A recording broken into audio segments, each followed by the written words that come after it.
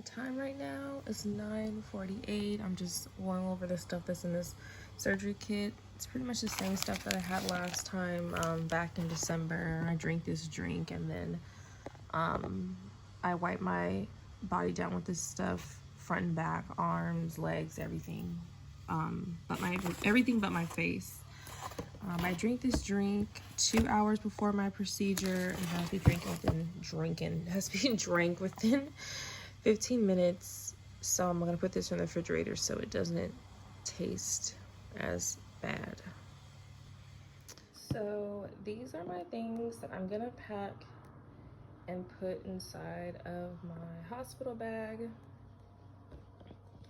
I'll kind of go over what everything is. Everything's probably obvious what it is.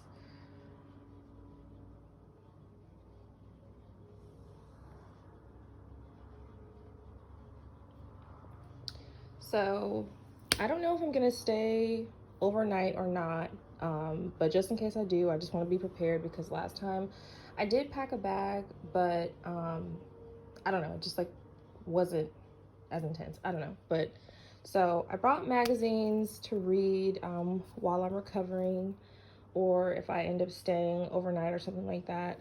I brought magazines. I have my contacts in here. I'm wearing my glasses right now.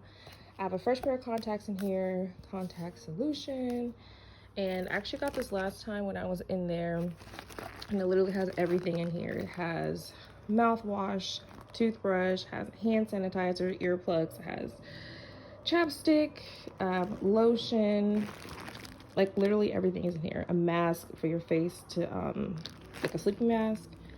Everything is literally in here. Brought my charger. Bringing my scarf this time because last time my hair was looking crazy because I didn't have a brush or anything like that. So this is like things I didn't bring last time. I'm gonna have to come home with the catheter for about 10 to 14 days, so I'm just gonna bring this with me, even though I'm pretty sure they're gonna give me some, but this is also a reminder for myself to ask them for some. I brought extra socks that I got from last time. Gonna bring these socks. I may not wear them in there, but if I do end up staying or whatever, I'll probably just put them on. They usually change your socks and give you these anyway. And they have to like give me like a small because the large are like really big for my feet. So that's why I just brought extra socks. This is what I'm gonna wear. It's my underwear. I'm gonna wear a sports bra. It's just like a pink nightgown dress kind of a thing. These are like loose fit legging pants. And these are shorts. Don't really know if I'm gonna wear the pants in the morning or the shorts in the morning. Not really sure like what time the surgery is because they still have to call and tell me. Also brought hair tie, and this is the bag I'm gonna put everything in. And I am probably just gonna wear these shoes. They're comfortable, just to slide them on. And that's pretty much it for everything that I'm bringing. I can't think of anything else that I'm forgetting, but yeah. A friend of mine sent me some of these different crystals, and I'm actually gonna pack them up and bring them with me and pack them in my bag as well because I need all the blessings and healing I can. Hello guys, it is May 3rd. Shout out to my best friend. Happy birthday to her. She's having fun in Cabo right now, and I wish I could be there. But I have to have this freaking surgery tomorrow. So she's having fun for me, as always. I wanted to make a video and kind of explain why I have to have ureteral reimplantation surgery. I have to have the surgery because I have endometriosis. And when I was having my second laparoscopy in December of 2020, my left ureter was damaged during my surgery. I had my left ovary and left fallopian tube removed, and I believe this happened in the process when she was removing it because there was just so much endo everywhere. I noticed something I can't really say I noticed something was wrong, but after I had the surgery and I was discharged and sent home, Well, actually I had a hard time like peeing, and most of the time when you have surgery, sometimes you have a hard time peeing after, but I don't know, I'm just having a hard time peeing. So I finally was able to pee, and it let me go home. And then when I went home, I tried to just like recover and like go to sleep and stuff like that. I was taking pain medication. It just was not making me feel better. I was like throwing up and just like not feeling good. So I just told my mom, I was like, please take me back to the emergency, because like I just don't feel well. So she took me to the emergency. They took me back right away, and they ran a CT scan on me, and they just ended up admitting me. And they told me the very next day like what was wrong, that my ureter was like either cut or nicked or something, and the urine was like leaking into my abdominal cavity. So after they admitted me, and I stayed the night, and they said that the urine was leaking into my abdominal cavity. They were like, you can't eat or drink anything, we need to like get ready to prep you for surgery. And I'm like, what, I have to have surgery again? Like I just had surgery yesterday, like what the hell? So after like having that traumatic experience and having to like call my mom and my dad and stuff like that because of COVID and things like that, they obviously couldn't come in, so that made it like even more traumatic for me. So I couldn't eat, couldn't drink, and I probably went down to surgery probably like an hour or so after that. They put me down under anesthesia, but I believe I was breathing for myself, the type of anesthesia they put me under. And they placed a urinal stent down into my ureter to keep it open so it won't leak into the pelvic cavity. So I had the procedure with the stent placed. They sent me back to my room, and my doctor actually ended up coming to see me because they were trying to get in contact with her and let her know like something had happened with me after I was discharged, this and that. And she said that she thought it was actually going to be something, when she got the alert, she thought that it was probably something to do with my bowels, because I have endometriosis like really bad, like all over my bowels. So she thought that maybe she injured something when she was going in there working, trying to like get everything unstuck. I have stage 4 endometriosis, and like as soon as she went in, she had to call a general surgeon because she couldn't get to everything that she had to get to because she couldn't see anything. So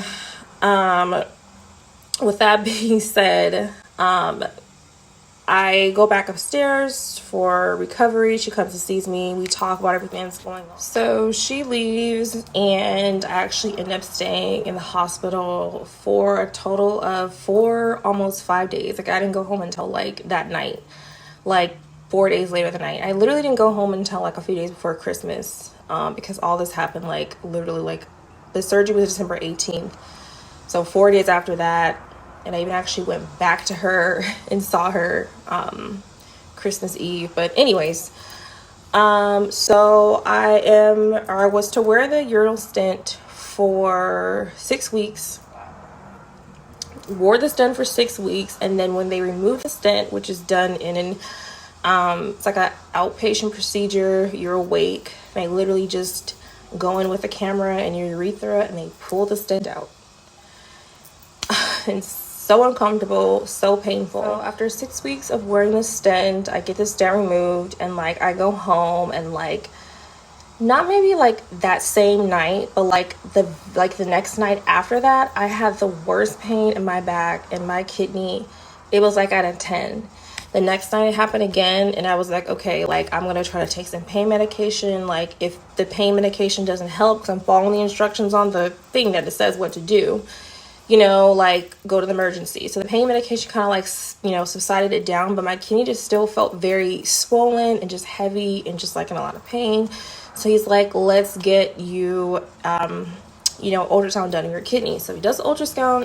He does an ultrasound of my kidney, and he does shows that my kidney's swollen, which means that it's not draining properly. So he's like, with that being said, you have to have a nephrostomy tube. So he says like the only way to alleviate the pain and to fix the problem is to put a nephrostomy tube in your kidney, have the kidney drain the urine to the nephrostomy tube. And while this is done, like I mentioned in the video prior, when they do the procedure for the nephrostomy tube, they put in an incision into your kidney, they dropped dye down in there, and that's how they were able to see how much of my ureter was blocked, to let me know that it was completely blocked, to let me know that if I don't have ureteral reimplantation surgery to fix the ureter, that I will basically be permanently left with a nephrostomy tube and or a catheter, because it's permanently blocked, and the only way to fix it is to have surgery. And it's crazy that endometriosis caused this. The original urologist that I was working with from the beginning, like the one who placed the stent and everything like that from the beginning to get me to this point, he didn't really, well, he didn't know at the time how blocked it was, that he was thinking like maybe we could put another stent in there and put like a balloon and kind of keep it open this way. But the surgeon, when he saw the ultrasound, he was like, no, like it's completely blocked. Like it's blocked. Like all we can do is go in and cut out the scarred area and basically do the whole process of the procedure that I said in the last video. So that is basically how endometriosis left me with a nephrostomy tube, and now I have to have another surgery 4 months later. So basically today I've just been gonna wash my sheets. I packed my stuff. Don't know what time the surgery is still because they have not called me. They're supposed to call me between 2 and 8. I don't know why they give you the date of the surgery, but they don't tell you the time until like the day before. I don't know, maybe because of the scheduling the surgery or something like that. I don't know. But my kidney is hurting a little more than usual. It's kind of odd. It's kind of hurting like it was before the tube was even put in. So I don't know. I just hope everything comes out good, because I just want my life back, and I just need my quality of life back, because it is affecting my mental health so much. So yes, that is a start of my story. I may go back and kind of like talk about what it was like living with a nephrostomy tube, but I think it's right now really just important for me to cover like what I'm about to go through right now.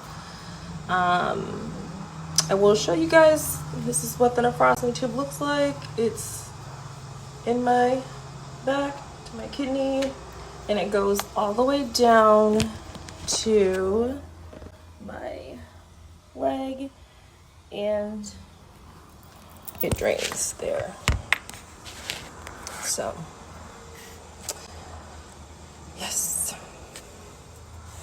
I want to thank you guys for watching my video and listening to me rant. My whole goal is really just to spread awareness and just share my journey with endometriosis and what endometriosis has done to me. If anybody has any questions, feel free to comment down below. If you have questions, please ask me. I really